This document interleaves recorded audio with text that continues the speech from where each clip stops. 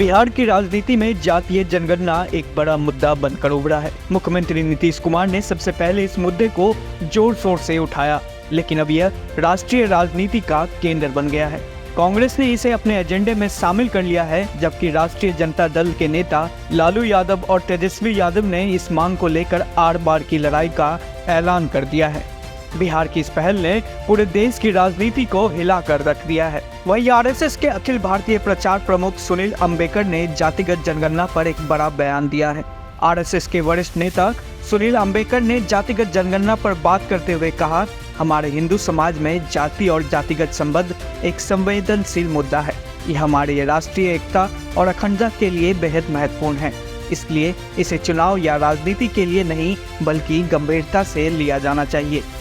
सुनील अम्बेकर ने साफ किया कि सरकार को किसी खास समुदाय या जाति के कल्याण के लिए जो पिछड़े हुए हैं और विशेष ध्यान की आवश्यकता है, उनके आंकड़े लेने में कोई दिक्कत नहीं है, लेकिन यह आंकड़े केवल और केवल उन समुदायों के विकास के लिए इस्तेमाल होना चाहिए, न कि राजनीतिक लाभ के लिए। उन्होंने कहा कि सरकार ने पहले भी ऐसे आंकड़े लिए हैं और अगर भविष्य में भी जरूरत पड़े तो इसमें कोई हर्ज नहीं है।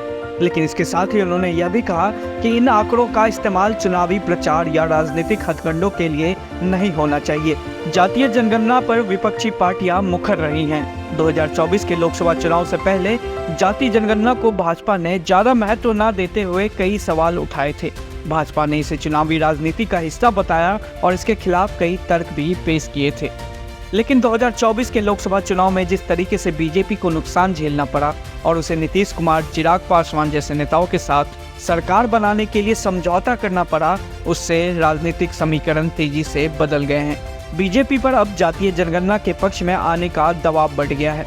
बीजेपी के सहयोगी दलों की मांग और जिस तरीके से संघ ने जातीय जनगणना कराने की बात कही है, लेकिन साथ साथ यह भी कहा है कि इसका इस्तेमाल सिर्फ जातियों की भलाई के लिए होना चाहिए, राजनीति के लिए नहीं, निश्चित रूप से बीजेपी की मुश्किलें और बढ़ा दी हैं। अब सवाल यह है कि क्या बीजेपी इस मुद्दे पर अपना रुख बदलेगी? क्या वह अपने सहयोगी दलों की मांगों को ध्यान में रखते हुए जातीय जनगणना को स्वीकार करेगी या फिर इस पर अपनी पुरानी नीति को ही जारी रखेगी? आपकी क्या राय है इस मुद्दे पर? हमें कमेंट्स में जरूर बताएं।